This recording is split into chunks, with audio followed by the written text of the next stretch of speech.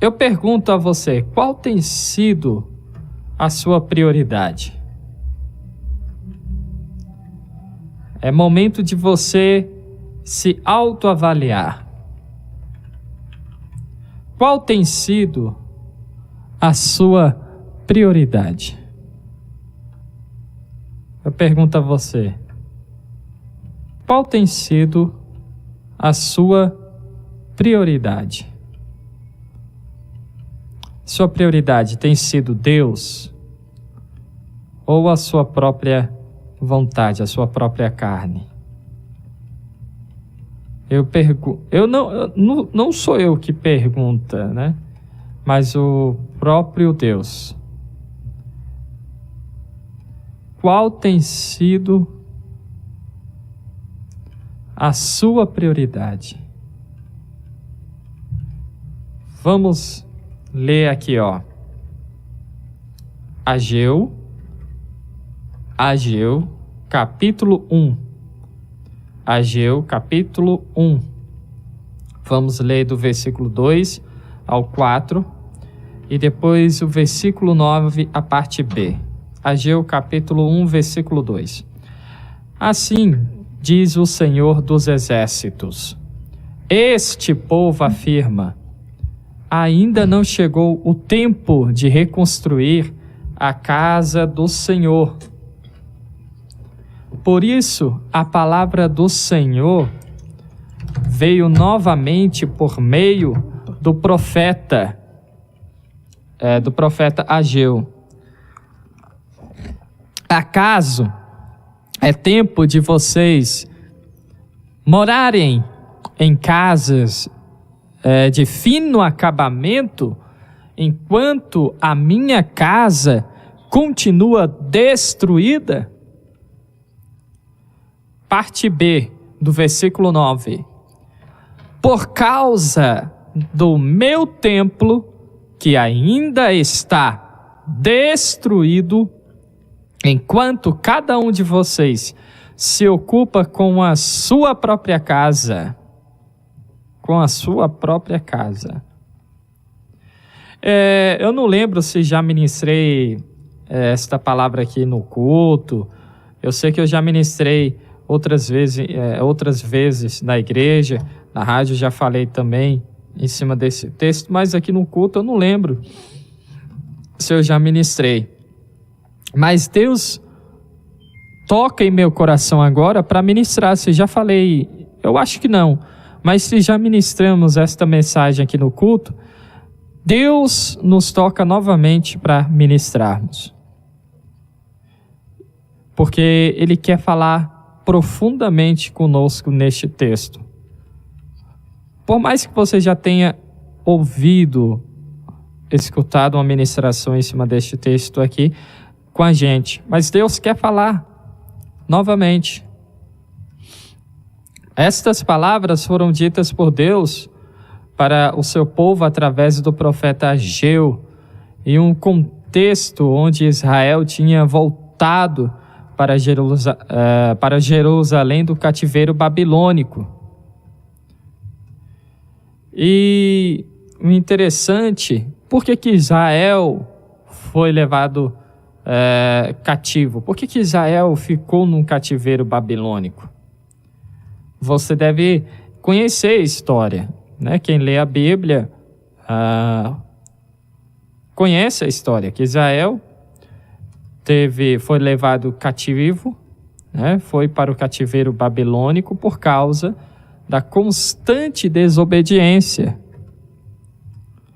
E o interessante é que a desobediência nos leva a ficar à prisão. A desobediência nos leva à prisão. Somos aprisionados pelo pecado, por Satanás, por causa da nossa desobediência. Porque desobedecemos ao Senhor, a palavra dele. Nós desobedecemos, por exemplo, quando não praticamos o amor, o perdão. Eu acho tão interessante que quando nós não perdoamos, é interessante porque não de uma forma positiva, né?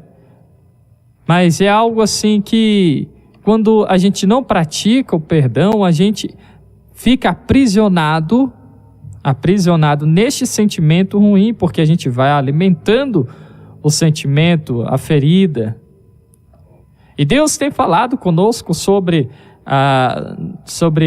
nos libertarmos, né, da ferida, do sofrimento em todos esses cultos.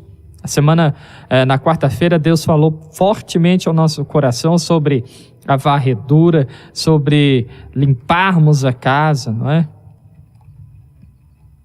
E Deuteronômio 28, versículo 49 ao versículo 52, diz o seguinte: o Senhor trará de um lugar longínquo, dos confins da terra, uma nação que virá contra vocês como a águia em mergulho, nação cujo idioma não compreenderão, nação de aparência feroz, sem respeito pelos idosos, nem piedade para com os moços. Ela devorará as crias dos seus animais e as plantações da sua terra, até que vocês sejam destruídos. Ela sitiará todas as cidades da sua terra, até que caiam os altos muros fortificados em que vocês confiam. Deuteronômio 30, do 17 ao 18. Se todavia seu coração se desviar e vocês não forem obedientes e se deixarem levar, prostrando-se diante de outros deuses para adorá-los, eu hoje lhes declaro, agora preste atenção, que sem dúvida vocês serão destruídos. Aqui eu acho interessante, é interessante essa palavra. Preste atenção, aqui no versículo 49 de Deuteronômio 28, Deus fala aqui, o Senhor trará de um lugar longínquo, de um lugar longe, né, dos confins da terra, uma nação que virá contra vocês como a águia em mergulho, nação cujo idioma não compreenderão, nação de aparência feroz, sem respeito aos idosos, nem piedade para com os moços. Quando a gente se desvia dos caminhos do Senhor, e isso é possível mesmo dentro da igreja, porque se desviar dos caminhos de Deus, né, não é somente deixar de congregar. Tem gente que congrega, tem gente que ora, tem gente que louva, tem gente que prega, mas está totalmente desviado dos caminhos do Senhor. Se desviar dos caminhos de Deus não é estar longe da igreja simplesmente. Quando nós pecamos de qualquer forma, quando cometemos qualquer pecado, já desviamos do Senhor, dos caminhos de Deus. Quando pecamos e não nos arrependemos, porque a gente pode sim cometer falhas, a gente vai cometer falhas, a gente vai pecar, mas quando logo reconhecemos que erramos e nos arrependemos, Deus nos perdoa e a gente continua, não é? A gente continua lutando contra a carne, contra o pecado. Agora o problema é quando o pecado vira costume, quando a gente acha que não tem problema nenhum manter o pecado. Não tem como sermos amigos de Deus cultivando uma amizade com o pecado. Ou você é amigo de Deus, ou você é amigo do pecado. Não tem como você cultivar um relacionamento com Deus e o pecado ao mesmo tempo. E este era o problema de Israel, que queriam as bênçãos dos céus, queriam a proteção de Deus, mas se prostravam diante de outros deuses, desobedeciam ao Senhor, e por isso foram levados ao cativeiro babilônico. Irmãos, quando nós pecamos, perdemos a proteção, perdemos a unção do Espírito Santo. Perdemos o Espírito Santo. Não adianta a gente falar que unção não se perde. Não adianta falar que unção não se perde, não é? Vamos tomar como, por exemplo, o rei Saul. Quando Saul pecou, o Espírito de Deus deixou Saul. E este Espírito de Deus veio sobre Davi quando foi ungido como rei de Israel. E passou a atormentar a Saul um espírito maligno. Então não adianta você achar que não vai perder a unção. Perde sim. Unção se perde sim. Unção, você se perde porque quando você perde o Espírito Santo com o pecado. Não é? Então, vamos cultivar um relacionamento somente com Deus, para não sermos aprisionados pela mentira, pelo pecado. Pois o diabo quer lhe fazer sofrer. O desejo de Satanás é que você sofra num cativeiro.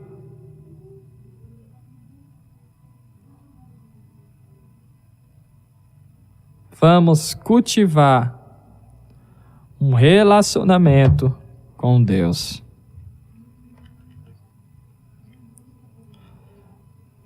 E aí, quando Israel retorna, quando Israel é liberto do cativeiro babilônico, quando eles retornam para Jerusalém, tudo estava em ruínas, inclusive o templo do Senhor.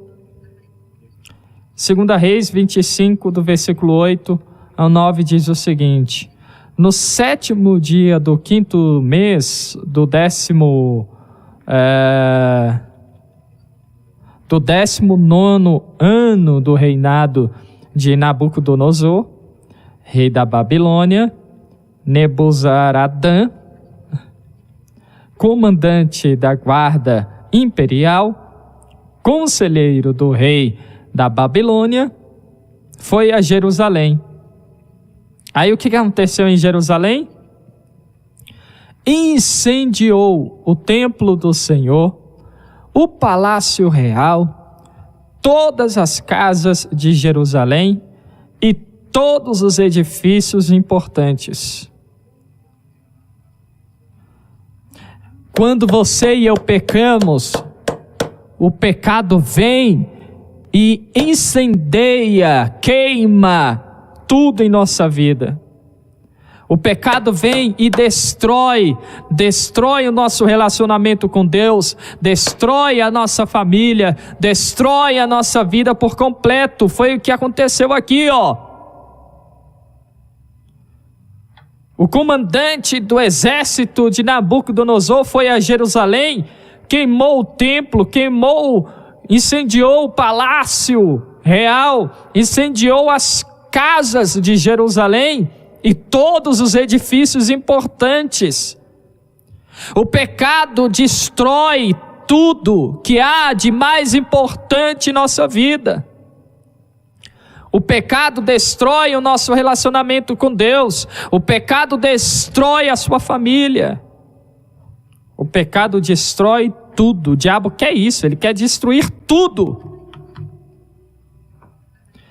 E o templo do Senhor representava a habitação de Deus no meio deles, no meio de Israel. 1 Crônicas 22, versículo 19 diz o seguinte: Disponde, pois, agora o vosso coração e a vossa alma para buscardes ao Senhor vosso Deus, e levantai-vos e edificai o santuário do Senhor Deus, para que a arca do pacto do Senhor e os vasos sagrados de Deus sejam trazidos para a casa que há se de edificar ao nome do Senhor.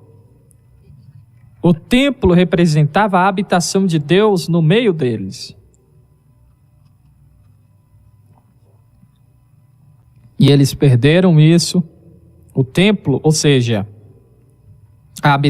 Deus deixou de habitar no meio deles quando o templo quando eles pecaram, né?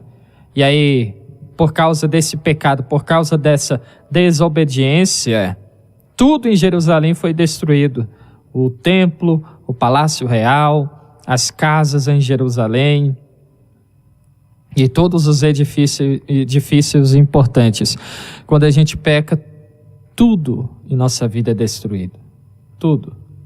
Porque a gente perde a habitação do Espírito Santo. A gente perde o Espírito Santo de Deus.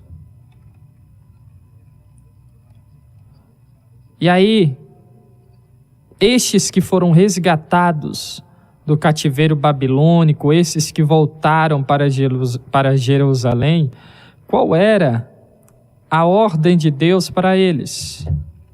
Primeiro, eles tinham que reconstruir o templo de Deus, assim glorificaria o nome do Senhor. Ageu, capítulo 1, versículo 8.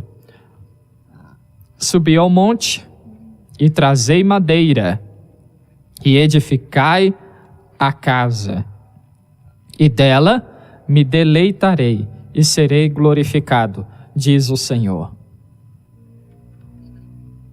Eles iniciaram e eles obedeceram à ordem.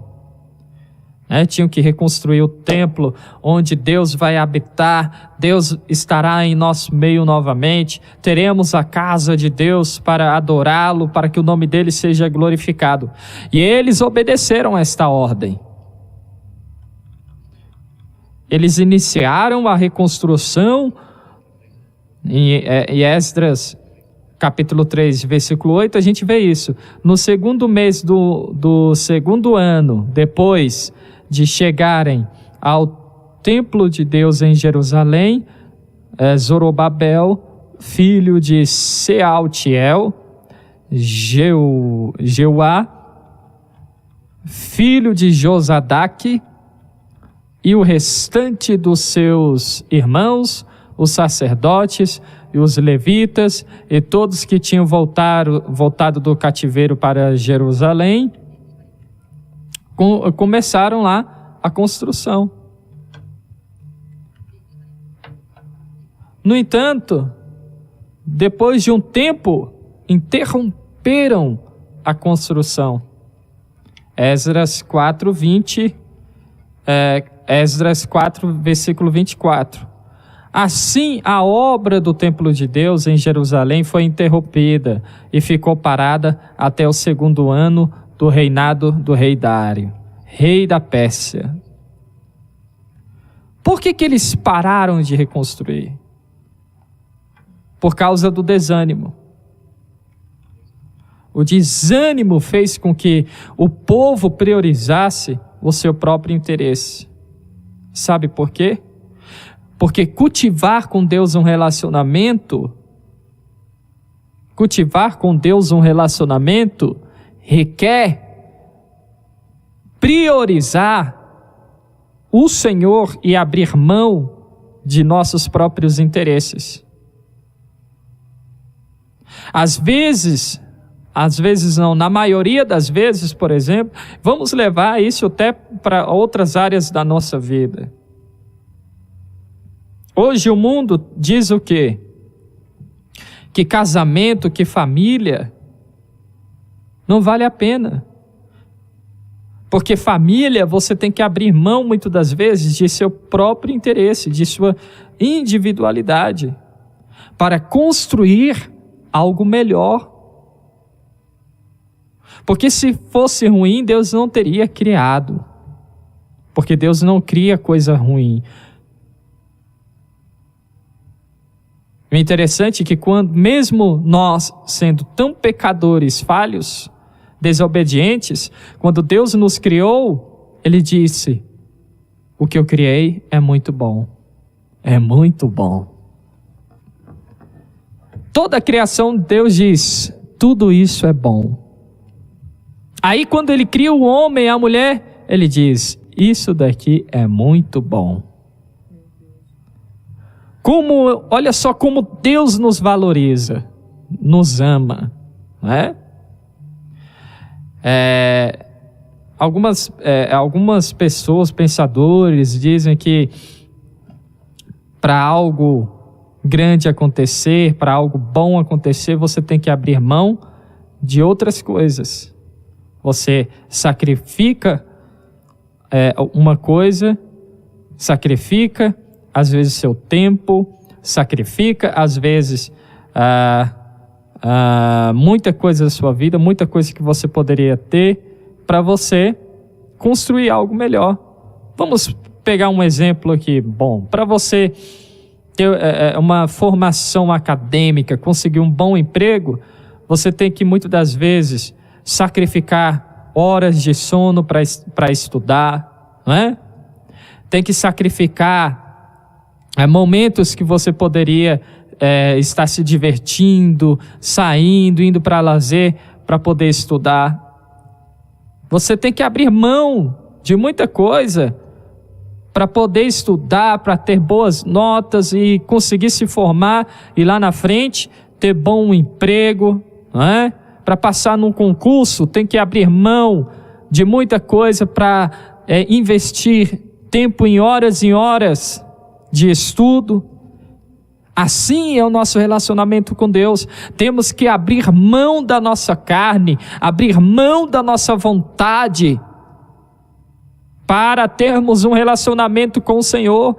Assim é no seu casamento, para que algo melhor do que sua própria individualidade acontecer, você tem que abrir mão da sua individualidade muitas das vezes. Não estou falando que você vai perder a sua identidade, que você vai perder o seu tempo sozinho. Não, isso é bom. A gente ainda tem que ter o nosso tempinho sozinho, o nosso tempo ali, né, para pensar, para descansar. Mas quando você abre mão dos seus interesses para construir uma vida com uma outra pessoa, você constrói algo melhor. Porque quem é feliz vivendo sozinho? Quem é satisfeito sozinho? Ninguém. Senão Deus também não teria criado o casamento. Pois Ele mesmo já falou: não é bom que o homem esteja só. E aí Ele criou a mulher para que os dois se unam e tornem uma só carne, algo melhor. E aí este povo que voltou para Jerusalém iniciaram a construção. No entanto, o desânimo fez com que eles parassem. Em Esdras 4 está registrado uma perseguição que levou o povo de Deus a ficar desanimado a respeito da obra da casa do Senhor. Existia uma indisposição para reconstruir o templo de Deus, mas estavam dispostos a construírem para si belas casas. Ageu, capítulo 1, versículo 2 e 4. A gente leu aqui. Reconstruir o templo do Senhor deveria ser a prioridade daquele povo. A sua prioridade deve ser o seu relacionamento com Deus. A sua prioridade deve ser a sua família. Mas a perseguição, muitas das vezes, o diabo que nos ataca de todos os lados, o diabo que vem lançando os seus pensamentos, seus dados, lançando suas propostas, nos leva muitas das vezes a nos distanciar de Deus. O sofrimento muitas das vezes nos faz desanimar, perder a coragem de servir a Deus. Eles deixaram a reconstrução do templo do Senhor de lado por causa da perseguição. Porque diziam, calma aí, este povo aí já deu trabalho no passado.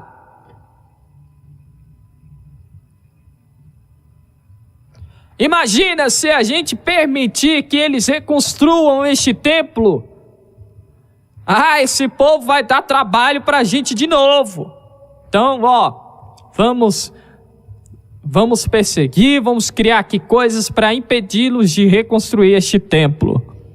O diabo não quer que você tenha com Deus um relacionamento. O diabo não quer que você ore. O diabo não quer que você jejue. O diabo não quer que você leia a Bíblia. O diabo não quer que a sua família seja bem-sucedida. O diabo não quer que você seja bem-sucedido no seu casamento, porque se tudo isso acontecer, ele vai perder, você vai dar trabalho para ele. Aleluia. Então não desanime com as perseguições, com as pedradas, com o que o diabo tem feito contra você, porque quanto mais ele se levanta contra você, é porque você está cada vez mais pertinho de Deus. Se o diabo está atacando o seu casamento, é porque ele não quer que você seja feliz. Porque quanto mais feliz você está, quanto mais firme diante de Deus você está, mais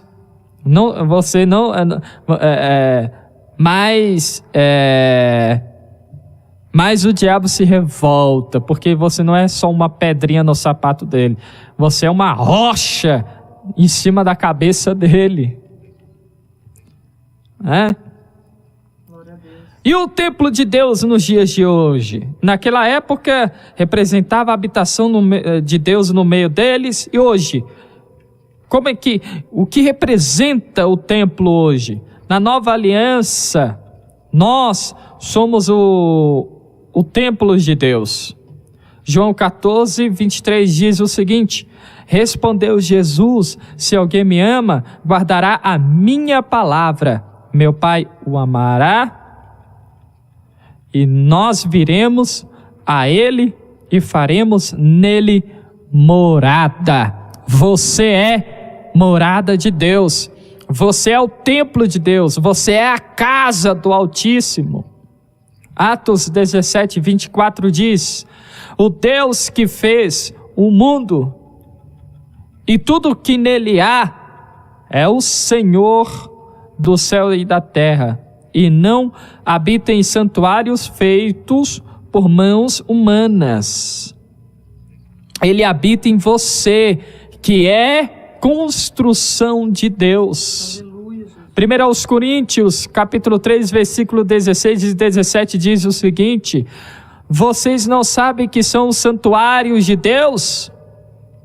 E o Espírito de Deus habita em vocês?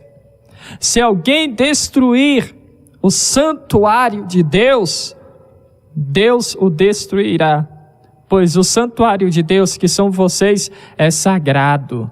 Nós somos morada de Deus, e o diabo quer que deixemos de ser morada do Senhor, deixemos de ser casa de Deus. O diabo quer que sujemos a casa, o diabo quer que deixemos a casa totalmente destruída, inabitável para o Senhor.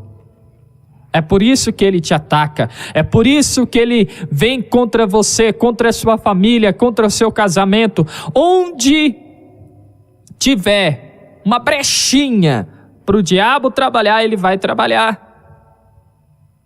Onde tiver.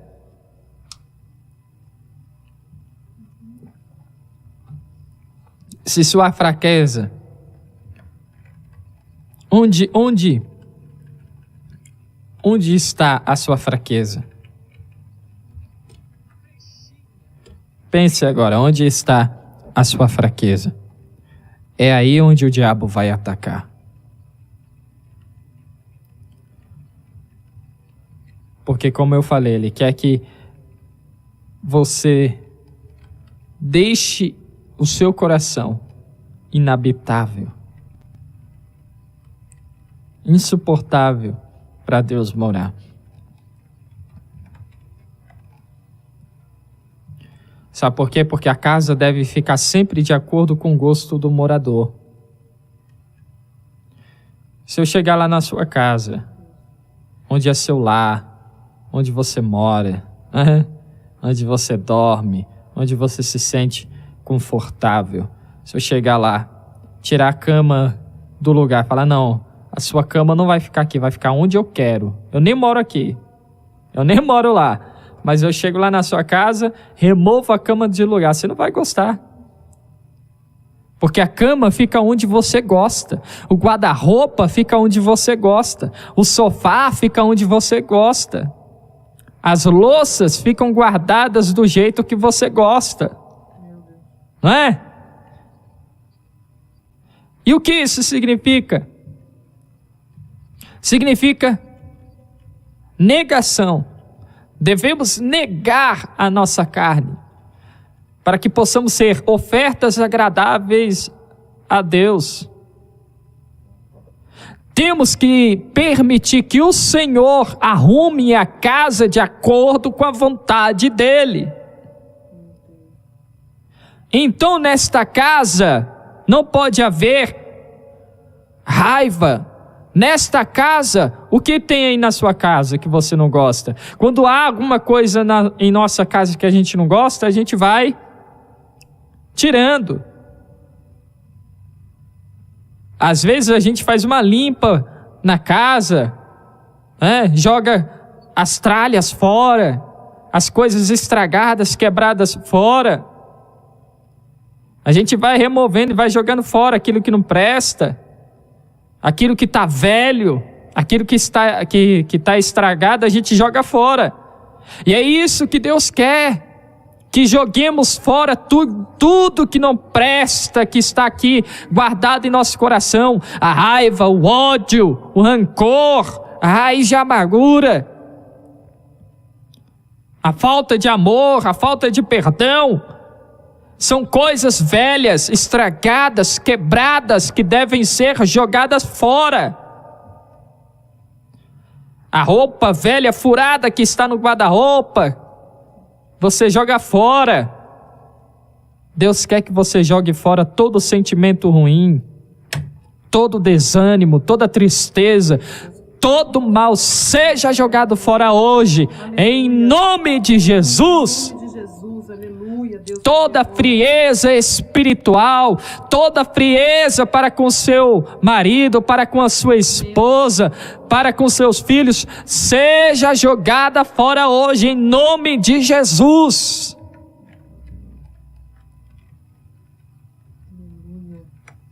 É dia de arrumar a casa de acordo com a vontade de Deus, que é boa, perfeita e agradável.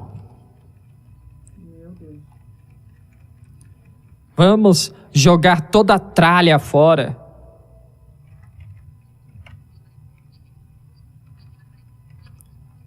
Só dizer, tem um Deus em meu coração não adianta. Porque você pode dizer o quanto quiser, tem um Deus em meu coração. Mas será que realmente Ele está aí em seu coração? Será que realmente Ele habita em seu coração? Porque para ele habitar aí tem que estar de acordo com o gosto dele. E o gosto dele não é ruim para nós, como o mundo diz. Porque o gosto dele é bom, agradável e perfeito para cada um de nós. Ele quer que você seja feliz. Ele quer que você tenha vida e a tenha plenamente. Ele tenha a paz plena para você. A vontade dele é boa, perfeita e agradável. Eu sempre direi isso, porque o que o mundo está dizendo é o contrário. Que Deus quer nos aprisionar, nos escravizar, nos fazer sofrer. Só que, repito, temos que abrir mão de tudo que é ruim em nossa vida, de sentimentos ruins, de feridas, de traumas. Abra mão de tudo para que algo novo, grande, bom, perfeito e agradável da parte de Deus seja construído em você. Marcos 8, 34 e 35 diz o seguinte: então ele chamou a multidão juntamente com os discípulos e disse: se alguém quiser vir após a mim, negue-se a si mesmo, tome a sua cruz e siga-me. Pois quem quiser salvar a sua vida, a perderá. E quem perder a vida por minha causa e pelo evangelho, a salvará. Abra mão de tudo isso. Deus quer te salvar. Aleluia. Perder a vida. É claro que muitos no passado morreram para que a palavra de Deus chegasse até nós hoje. E se for necessário morrermos por amor a Cristo, vamos morrer, temos que morrer. Mas isso daqui também significa perder a vida para ser salvo, para ser curado. É justamente isso, abrir mão da dor do passado. Abra mão desta vida de dor, abra mão desta vida de feridas, abra mão desta vida de raiva, de ódio, de revolta. Abra mão. Abra mão. Tem gente agora nos ouvindo que já foi abusado no passado, já foi abusada no passado, violentado, né? E aí, a ferida, o trauma está na alma e carrega até hoje dizendo: a minha vida é essa. Uma vida de abuso, uma vida de violência. Por mais que não aconteça mais hoje, mas acontece na alma. Acontece na mente, revive isso todo dia, até hoje. Está lá na alma, correndo, doendo, revivendo, a cada segundo da vida. E Deus está dizendo: abra mão disso hoje. Hoje eu quero te curar, quero te salvar, quero te livrar de tudo isso. Abra mão desta vida de sofrimento. Deus hoje vai te curar de todo este mal. Hoje Deus vai te curar da pior ferida causada pelo abuso, pela violência, pela traição que você sofreu. Hoje Deus te cura. Mude, deixe Deus mudar a sua mentalidade hoje. Você não foi feita para sofrer, para viver debaixo de abuso, de violência, do homem, do diabo, do pecado. Deus não te criou para isso. Deus te criou para viver a vontade dele, que é boa, perfeita e agradável. Deus te criou para ter uma vida com ele e a tenha plenamente, e a ter plenamente. Aleluia. Aleluia. Oh Deus, como o Senhor é poderoso. Aleluia. Se você aceita isso, aleluia. Deus fiel, aleluia. Jesus, diga: aleluia. Eu abro mão. Glória a Deus, glória a Deus. Eu abro mão desta minha vida. Glórias a ti, Senhor. Glórias a ti, Senhor. Eu abro mão desta minha vida de sofrimento.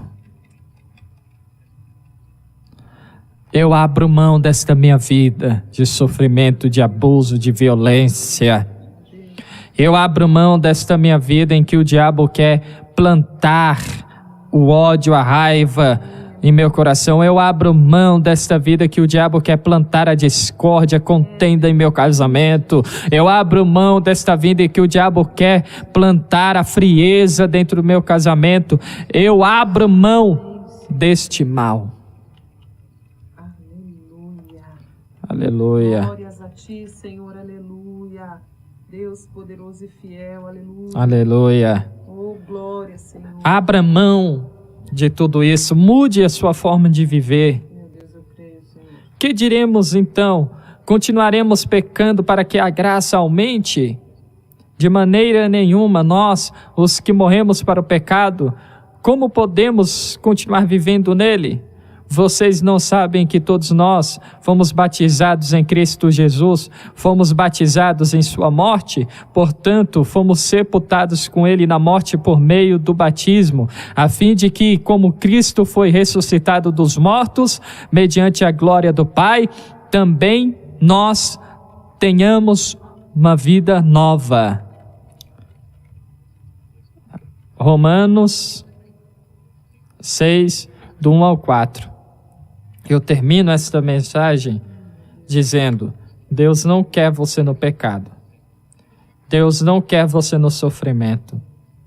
Deus não quer você debaixo do jugo de Satanás. Deus tem para você hoje uma vida nova. Aleluia, Deus Uma poderoso. vida nova. Deus tem para você uma vida nova, um casamento novo. Não largar o seu marido, a sua esposa, não. Ele vai transformar o seu casamento em algo novo. Ele vai transformar a sua família em algo novo. A mesma família, as mesmas pessoas, mas vivendo coisas novas em Jesus. É o que Ele tem para cada um de nós neste momento. Amém?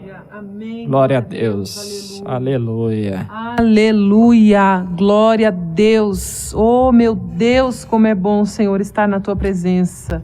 Aleluia, que coisa linda. Como é bom te servir, Senhor. Meu Deus, não tem nada. Gente, olha por que nós somos ricos. Eu estava falando com o amigo maestro Mauro, perguntando, né, como é que eles estão. O maestro Mauro tem 2 filhos, ele vive de fazer a obra.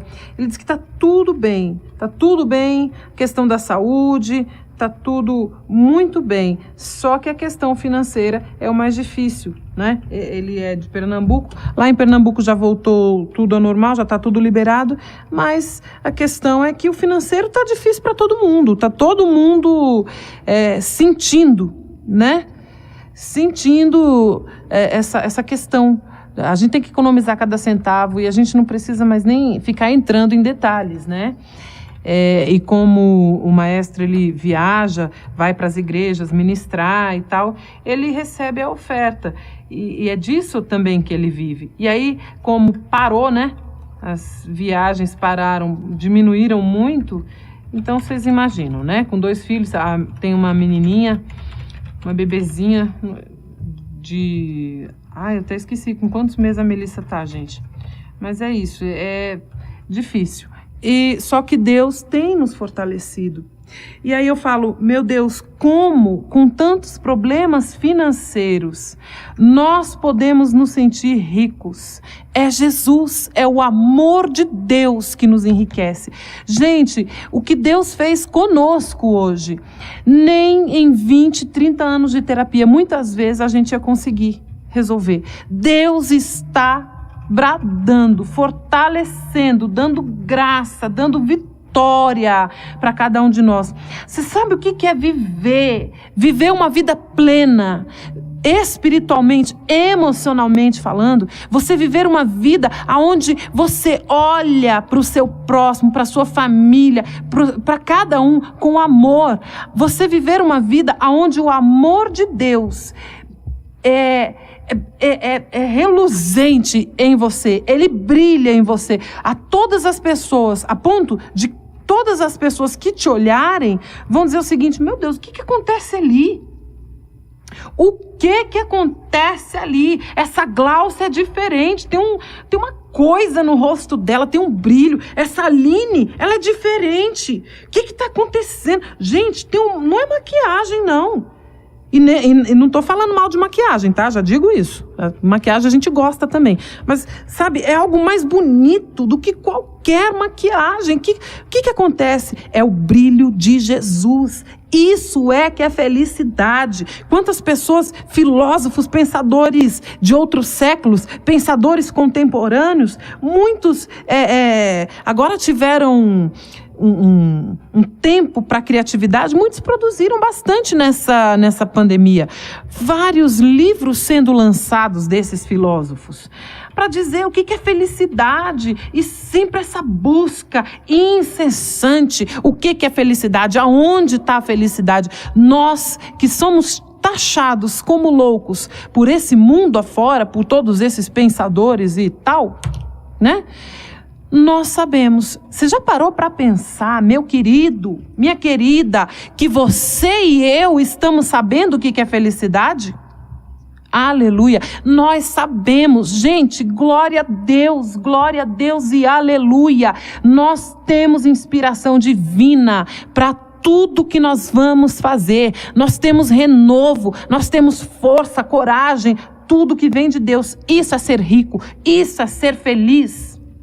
Aleluia e glória a Deus. Vamos orar em nome de Jesus, porque eu não tenho mais o que falar. Eu ficaria aqui só agradecendo. E eu vou contar para vocês a história do testemunho de que o meu irmão, a minha cunhada serão transformados. Eu não sei quando, mas eu já tenho a certeza. E eu sei que vocês também vão contar suas histórias em nome de Jesus. Aleluia. Senhor, Deus poderoso, Deus santo, Pai, como o Senhor é lindo. Meu Deus, como o Senhor é soberano, poderoso, forte, glorioso, maravilhoso. Tudo, Senhor, de melhor, todos os melhores adjetivos que eu posso encontrar, Senhor, aleluia. Eu falo que o Senhor é tudo isso e muito mais. Ainda não tem palavras para descrever, Senhor, a tua grandeza, tamanho amor por cada um de nós. Pai, o que o Senhor tem feito em nosso meio é algo tremendo, e eu quero te agradecer por poder estar vivendo tudo isso com essa família maravilhosa. Eu quero te agradecer, meu Deus, porque eu não sou ninguém, eu sou falha. Hoje o Senhor me fez me expor diante desta família, mas com muito amor, porque nada do que o Senhor faz é para trazer desconforto, é para trazer vergonha. Eu não me senti envergonhada em dizer que sim, eu sentia raiva, eu sentia vontade de pegar o meu irmão e bater nele, porque eu não tenho mais isso. O Senhor está trabalhando em mim, o Senhor me curou, o Senhor está curando a toda a família Perfeito Louvor que vivia coisas desse tipo, situações desse tipo. Eu não me senti envergonhada, eu me senti honrada por poder expor diante de Ti, de acordo com a Tua direção, por poder expor algo da minha vida, em que o Senhor está trabalhando, em que o Senhor está mexendo, aleluia. E se o Senhor faz, se o Senhor mexe, é por amor. Glórias a Ti, meu Deus.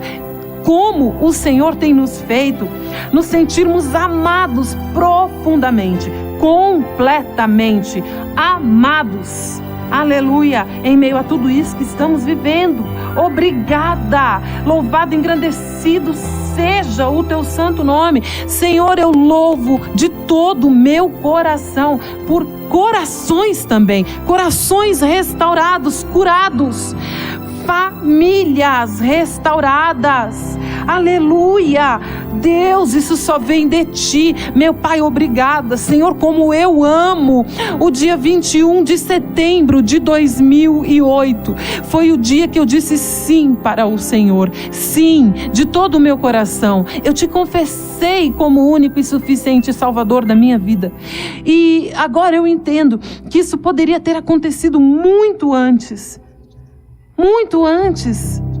meu Deus, e quando, Senhor, eu louvo a Ti pela vida do Henrique, que quando ele me conheceu, Pai, o Senhor usou ele, eu nem sabia, nem sonhava que ele seria hoje o meu esposo, mas o Senhor usou ele como um grande instrumento Teu, Senhor, para me mostrar que eu deveria aceitar o meu chamado, que deveria fazer a obra.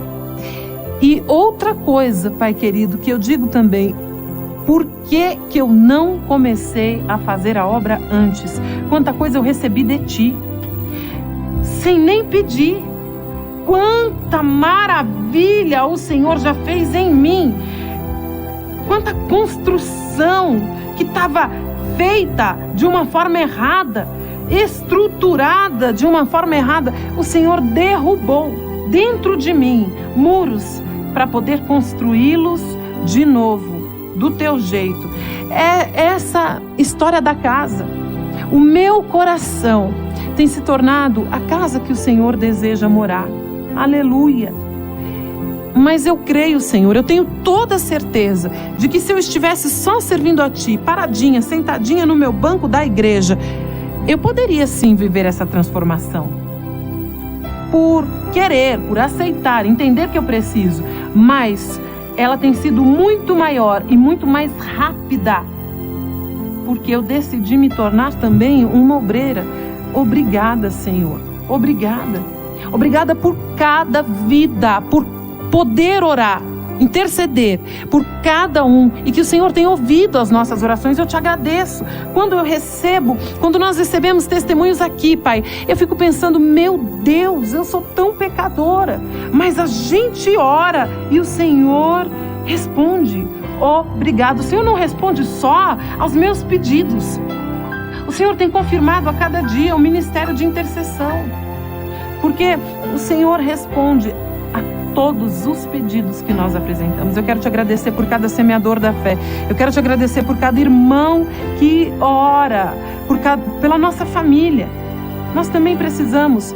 E eu Te agradeço, Pai, porque o Senhor é tremendo. Grandes coisas o Senhor tem feito em nosso meio. Os semeadores, irmãos que se esforçam, meio a tantos problemas financeiros. São pessoas se esforçando, dando um passo de fé para manter esta rádio no ar, para que nós todos juntos possamos colher os frutos desse esforço, deste trabalho, Pai. Aleluia! Deus poderoso, Deus tremendo, aleluia! E grandes coisas aleluia! Grandes coisas vão acontecer ainda em nosso meio. E, Senhor, eu Te peço, a Cláudia Márcia ainda está pedindo oração pelo casamento dela. Senhor, dê a ela e a todos que necessitam o entendimento do que o Senhor está fazendo. Aleluia. Porque às vezes a gente toma posse, mas o diabo ainda fica ali, buzinando. Esse maldito, derrotado, ainda fica ali buzinando, não é tudo isso, isso aí foi emoção, isso aí não vai ser desse jeito, mas não vai ser desse jeito mesmo, não vai ser do jeito que nós imaginamos na nossa visão limitada, vai ser muito melhor, infinitamente melhor, é o Teu sobrenatural nas nossas vidas, e por isso, Pai querido, Pai amado, mais uma vez, nós só agradecemos. Obrigada, Deus lindo e poderoso. Oramos e agradecemos em nome de Jesus. Amém.